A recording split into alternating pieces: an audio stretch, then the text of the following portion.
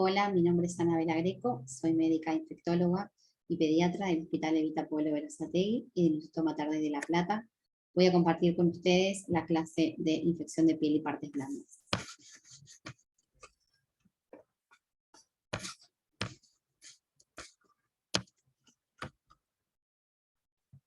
Las infecciones de piel y partes blandas abarcan un amplio espectro de cuadros clínicos que afectan desde las capas más superficiales de la piel hasta la fascia y el músculo.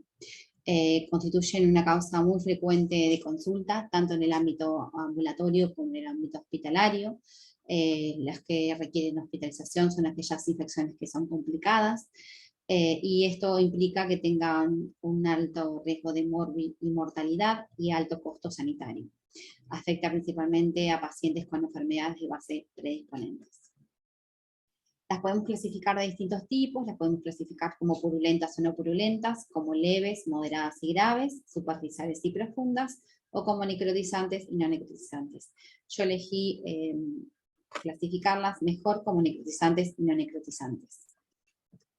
Las no necrotizantes son aquellas que son impétigo, erisipela, celulitis, piomiositis, infecciones del sitio quirúrgico, pie diabético y úlceras por presión. Dentro de las necrotizantes tenemos la celulitis necrosante, que afecta predominantemente el tejido celular subcutáneo, solo fascia superficial, la fascitis necrosante, que afecta la fascia superficial y muscular, y la mionecrosis, que afecta la masa muscular. La erisipela, que es una infección muy conocida de piel y partes blandas y de alta consulta, es una infección de la piel que compromete la dermis, con un marcado compromiso de los vasos linfáticos subyacentes, se manifiesta como una placa edematosa, eritematosa, a veces de eritemato purpúrica, a veces también purpúrica, caliente, de bordes netos, sobrelevados, ¿sí? Que puede o no acompañarse de ampollas y a veces lesiones necróticas. Generalmente tiene adenopatías regionales asociadas y la linfangitis. Se localiza predominantemente en miembros inferiores, aunque hay algunos casos de localizaciones menos frecuentes, como son el intertrigo retroauricular, en la cara en alas de mariposa, y en miembros superiores en pacientes que han tenido vaciamiento ganglionar por cáncer de mama en regiones axilares o miembros superiores. En neonatos, en la pared abdominal a partir de la colonización del ombligo, y puede presentarse sintomatología general como es fiebre y astenia. El agente etiológico más frecuente es el Streptococcus pyogenes, y lo siguen el resto de los estreptococos del grupo G, C y B, y la etiología estafilocóxica es mucho menos frecuente y ocurre generalmente en pacientes con trastornos de la circulación linfática o con traumas penetrantes. Los factores predisponentes son la obesidad, la diabetes, el alcoholismo y la cirrosis, la inmunosupresión, la edad, el linfedema, la insuficiencia venosa, algún traumatismo, alguna injuria local, previa o actual, la onicomicosis o el intertrigo interdigital y la erisipela previa. El diagnóstico generalmente es clínico, ¿sí? Es muy difícil tener rescate de una erisipela, se puede hacer cultivo de las ampollas, pero el rédito es muy bajo. Muchas veces pasa que si la ampolla es producida por la liberación de toxinas, como es por el estáfilo, nunca vamos a encontrar el germen porque es producida por la toxina, ¿sí? El cultivo de la aspiración con solución fisiológica consta de aspirar desde la lesión sana, del borde de la lesión, hasta penetrar adentro de la lesión, se instila solución fisiológica y se aspira, y eso se manda a cultivo. Pero también el rédito es muy bajo, ¿sí?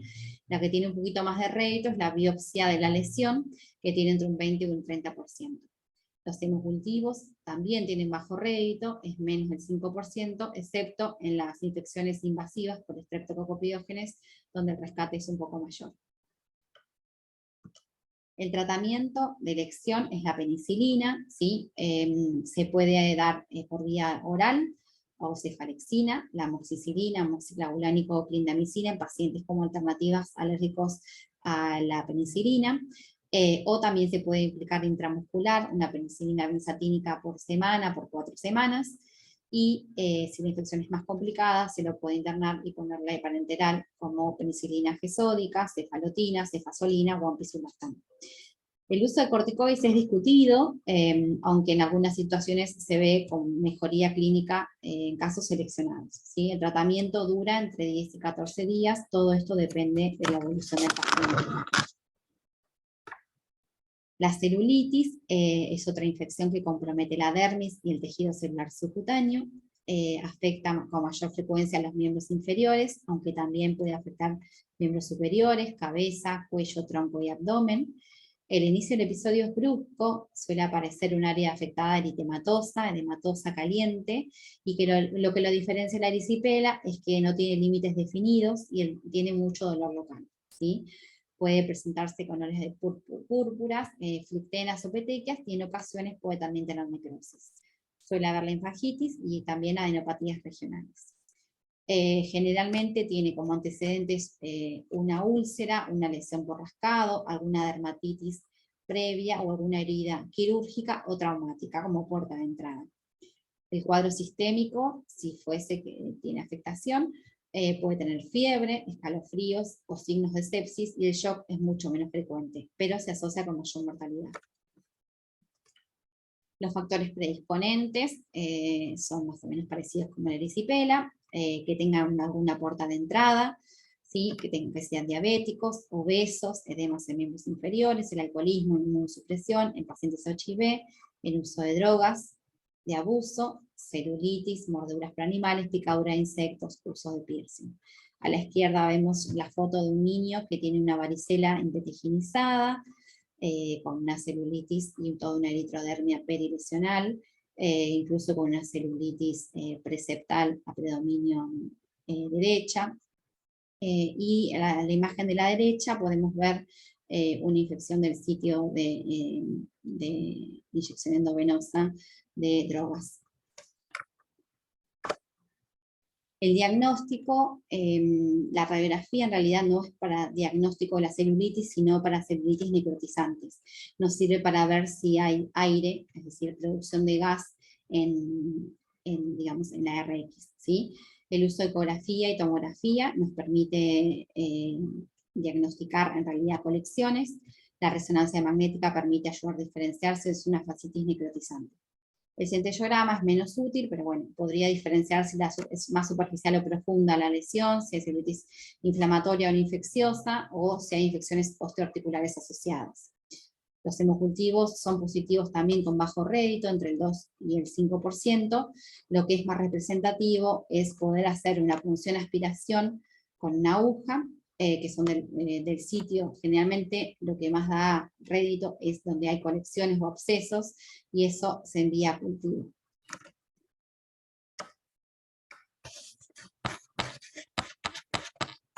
El tratamiento de elección depende obviamente depende de la epidemiología y los antecedentes del paciente, si tiene puerta de entrada o no. No es lo mismo un paciente que fue mordido por un perro, que el que tiene un traumatismo penetrante, que el que tiene antecedentes de haber tenido internaciones previas hasta 90 días previos a la consulta por esta lesión nueva.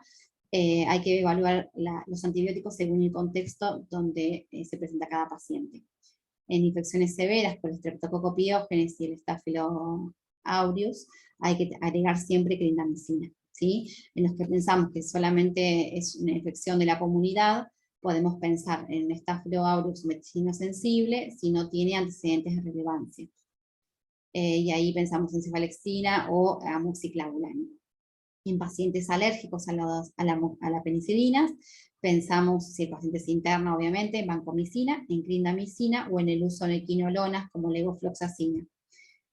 En casos leves, el tratamiento puede ser también Bactrim o TMS sulfamethoxazol, la clindamicina y la aminociclina. Lo que hay que tener en cuenta es que la aminociclina y el TMS no son de elección cuando pensamos o sospechamos infecciones por estreptococo.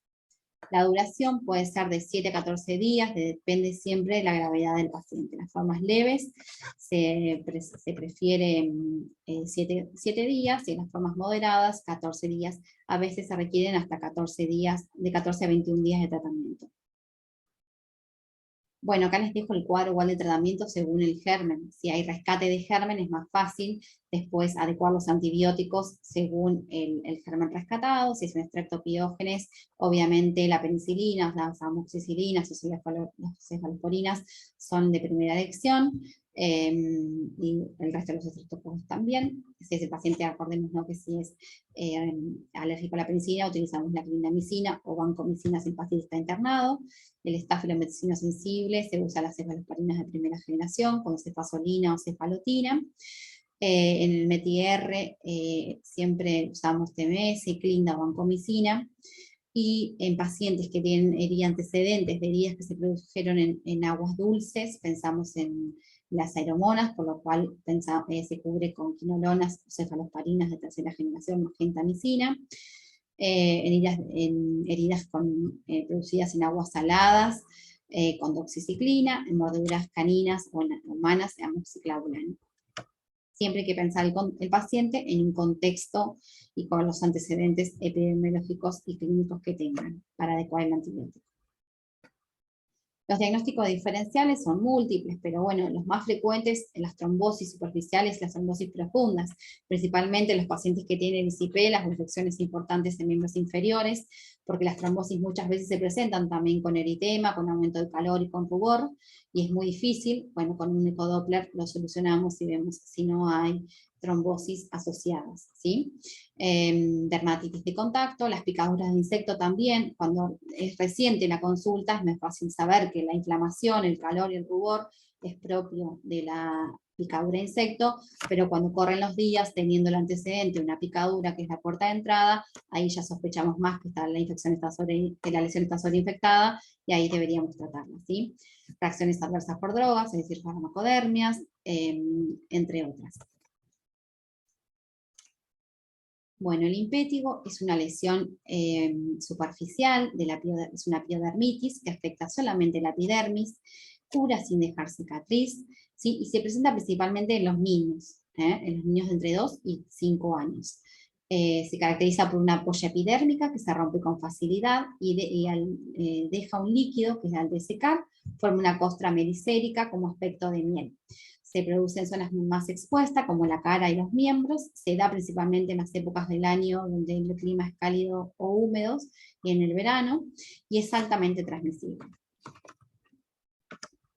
Hay dos formas clínicas: el impétigo ampollar o bulloso, que se produce por Staphylo aureus, y el no ampollar o no bulloso, producido tanto por como el Streptococo Piógenes, como el Staphylo aureus. Constituye más del 70% de los casos. Y el impétigo también producido por Streptococcus pyogenes se puede sobreinfectar con el Staphylo aureus. El impétigo no ampollar es el más contagioso, el más frecuente, porque lo que genera es mucho prurito. Entonces los niños, o el adulto, principalmente como sean niños, se rasca y se autoinocula y genera múltiples lesiones, ¿sí? Se presenta, como ya dijimos, en áreas expuestas y generalmente son periorificiales, alrededor de la nariz, alrededor de la boca, muchas veces son en las orejas, ¿sí? Y al generar prurito se va autoinoculando. Cuando se destecha la ampolla y el conglomerado genera como las costras, genera un aspecto de quemadura de cigarrillo. Y ahí tiene eritema perilesional, ¿sí? En ocasiones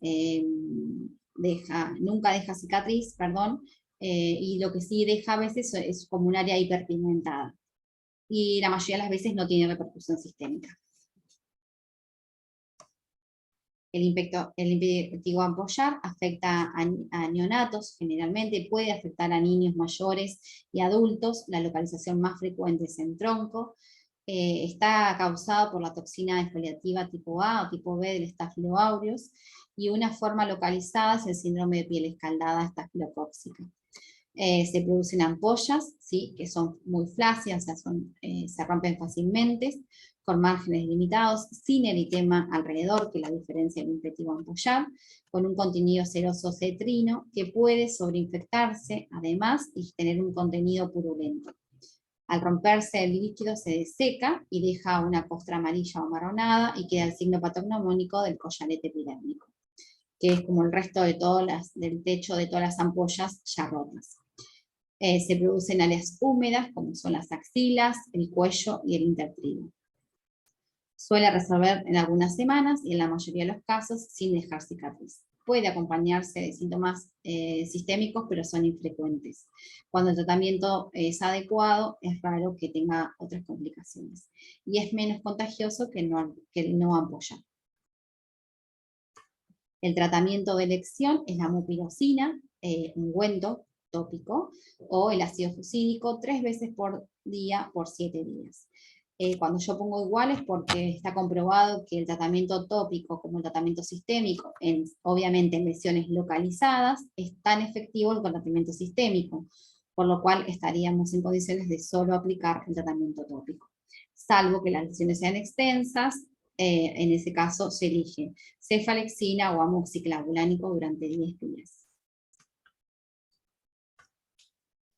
Bueno, el forúnculo también es una consulta frecuente, es una infección profunda del folículo piloso, generalmente hay una afectación, hay una foliculitis, inicia con una foliculitis que sobrepasa la dermis y se caracteriza por ser un nódulo caliente, rojizo, doloroso, muy doloroso, y que con el correr de los días se puede hacer fluctuante. Generalmente al inicio es indurado y con el correr de los días se puede hacer fluctuante, y eso que tiende a drenar al exterior.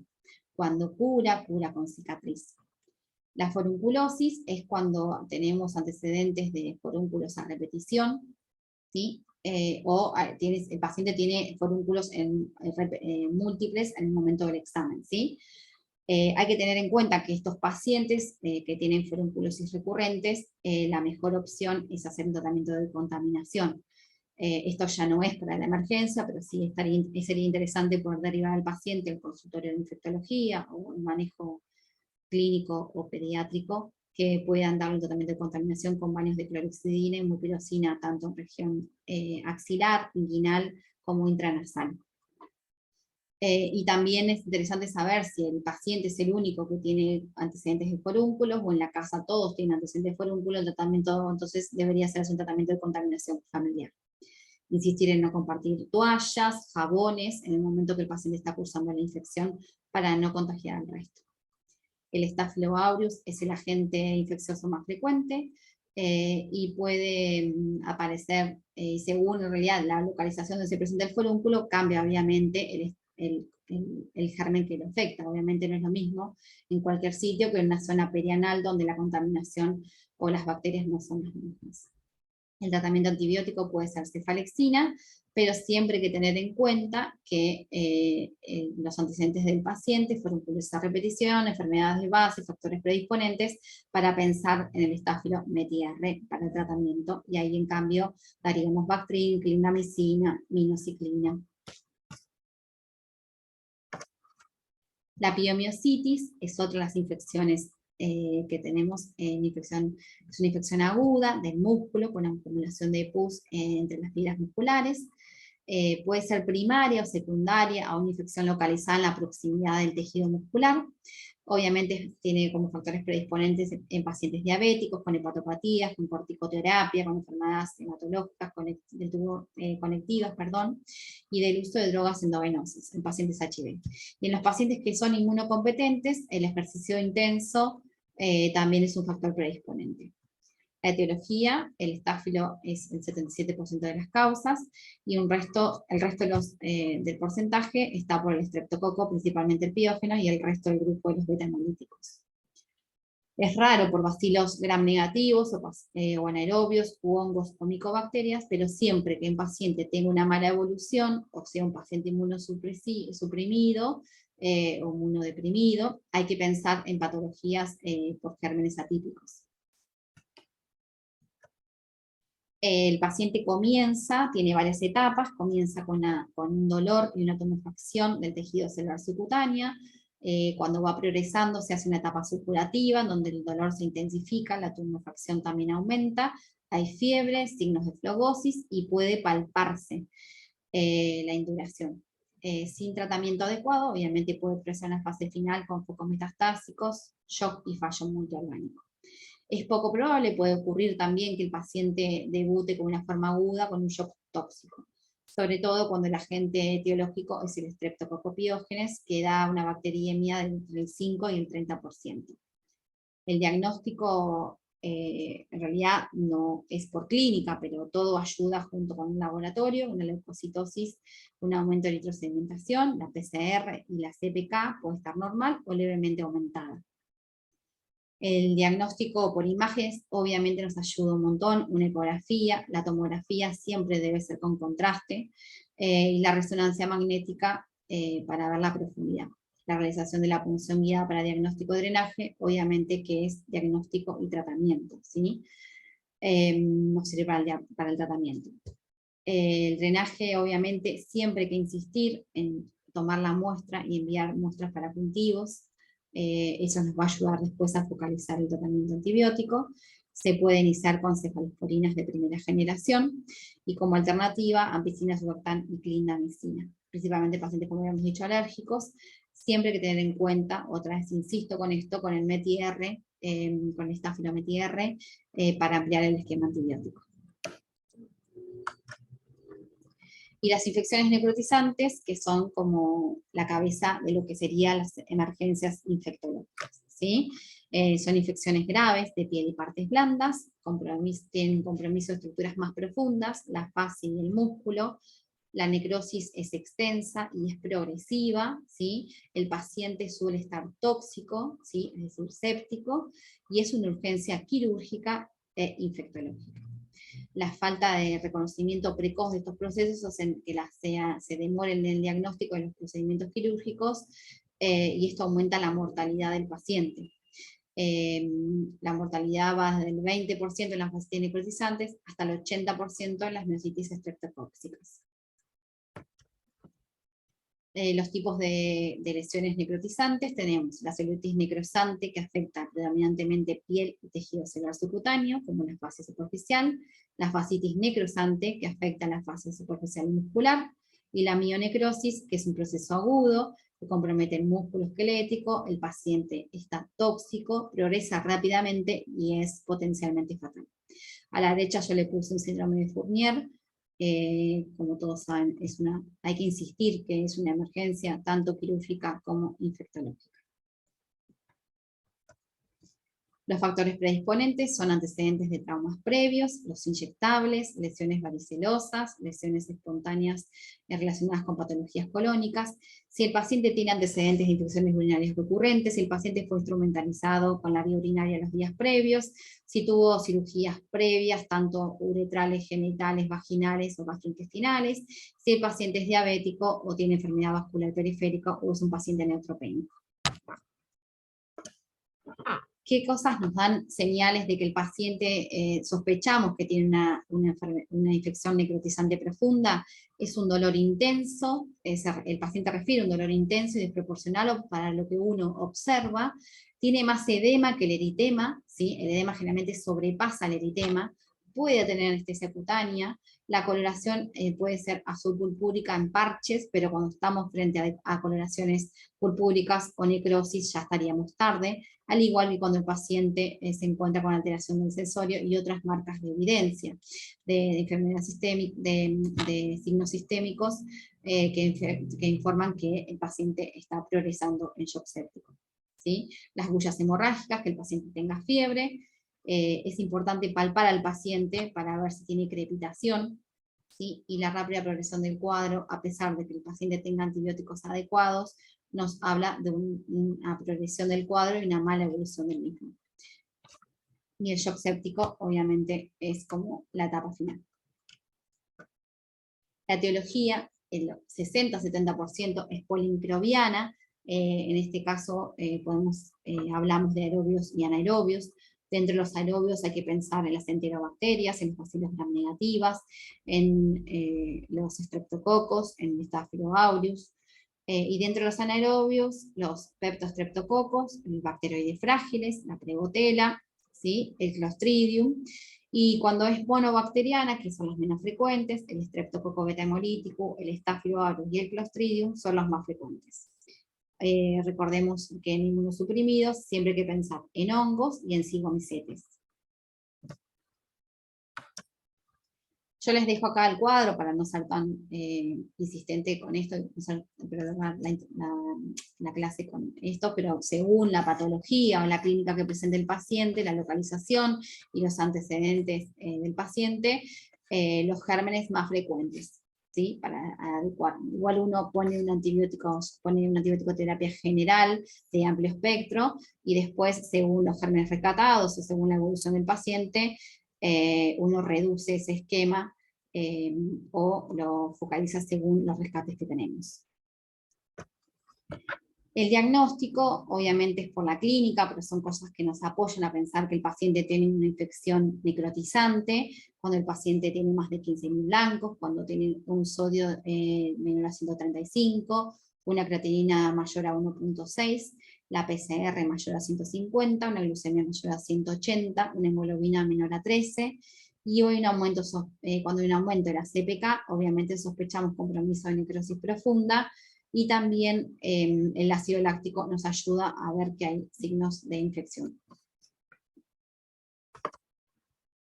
El diagnóstico por imágenes nos sirve, como dijimos, repito, es la radiografía para la detección de gas, ¿sí? La tomografía nos sirve también con contraste siempre, para ver el compromiso de la fascia, y la resonancia distingue entre una infección necrotizante y una no necrotizante.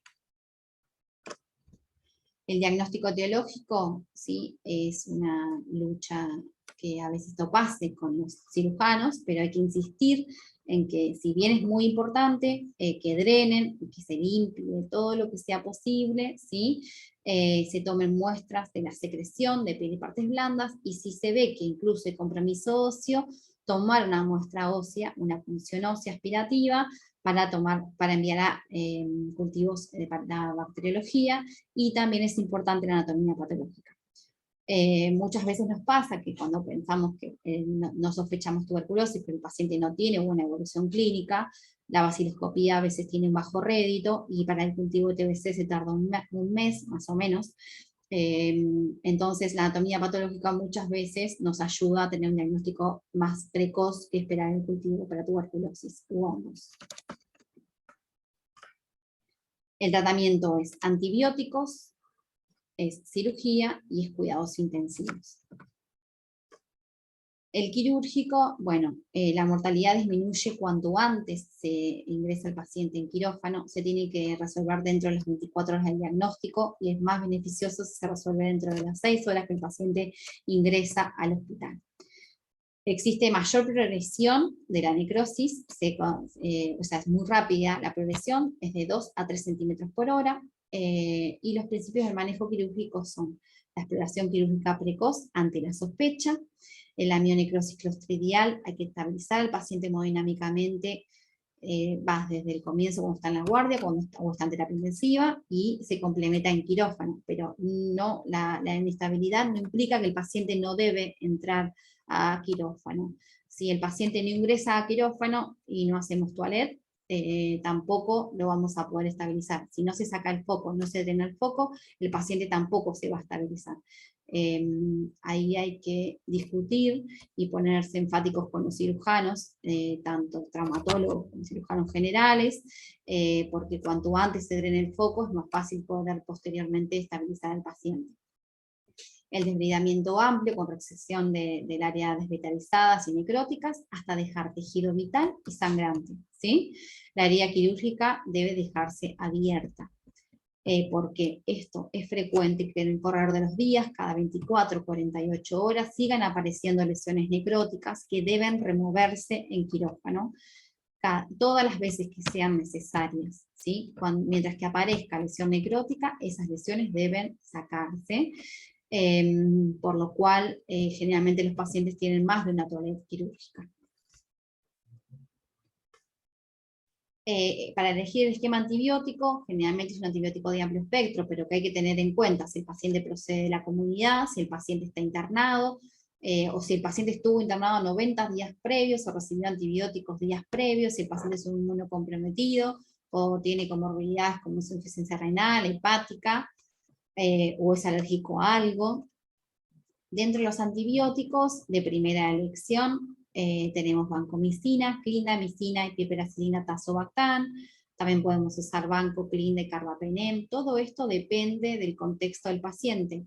No es lo mismo un paciente que está internado en terapia intensiva, que ya pensamos que puede, o internado en sala común, pero generalmente en terapia intensiva, que el paciente está colonizado por gérmenes multiresistentes. Si el paciente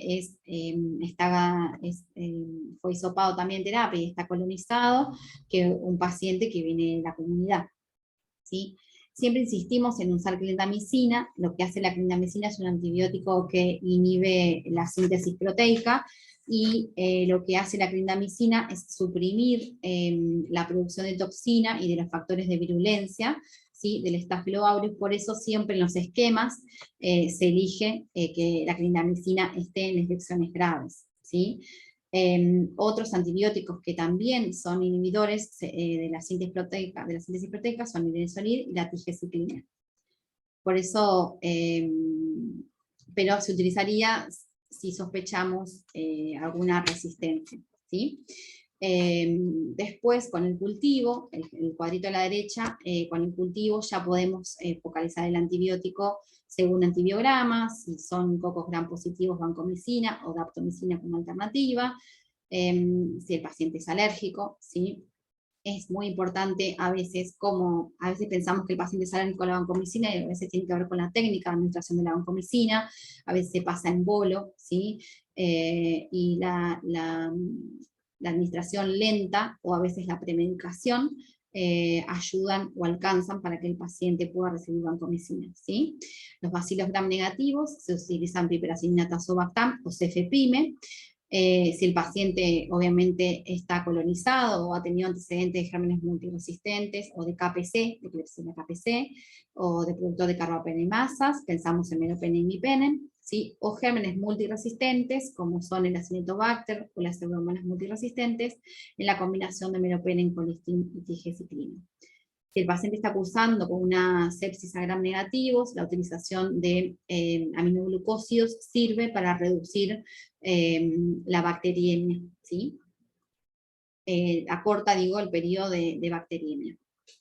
Entonces se aconseja suspender el antibiótico 72 horas luego de la mejoría clínica del paciente y cuando ya no requiere más cirugías. En caso de que el paciente haya tenido bacteriemias, se recomienda continuarlos alrededor de 14 días. El tratamiento ayudante, lo de la colostomía y la cistotomía tiene que ver con la gangrena espurneal. Un paciente que tiene un gran compromiso en la región perianal, de funcionalizar, a veces ayuda, de funcionalizar el intestino, ayuda a que no haya materia fecal en la herida quirúrgica, y eso ayuda a la cicatrización. También pasa con la cistotomía, en realidad, cuando hay mucho compromiso, puede ser que haya inflamación uretral, o haya destrucción uretral, o haya inflamación peniana. La mayoría de las veces se pone un catéter urinario, y con eso alcanza, pero cuando hay mucha destrucción se elige la cisostomía, ¿sí? El sistema de cierre asistido por vacío o presión negativa, como es el VAC, se utiliza porque se sabe que la presión negativa genera mayor flujo de sangre, y con mayor flujo de sangre tenemos más oxigenación, y eso favorece a la formación de tejido granular, de granulación, perdón. Y el oxígeno hiperbárico está bastante discutido, pero se usa principalmente en antecedentes de infección por Clostridium. Bueno, para resumir, de infección de piel y partes blandas graves, el desbridamiento quirúrgico temprano, la evaluación rápida del estado clínico, la reanimación temprana y el inicio precoz de antibióticos de amplio espectro mejoran los resultados del paciente. Es importante insistir en que el paciente ingrese a quirófano y obviamente ni bien se sospecha instalar tratamiento antibiótico de amplio espectro. Les dejo la bibliografía. Y bueno, les agradezco. Ante cualquier duda estar en el foro, o les dejé también mi mail por si quieren hacerme alguna consulta. Muchas gracias por su atención.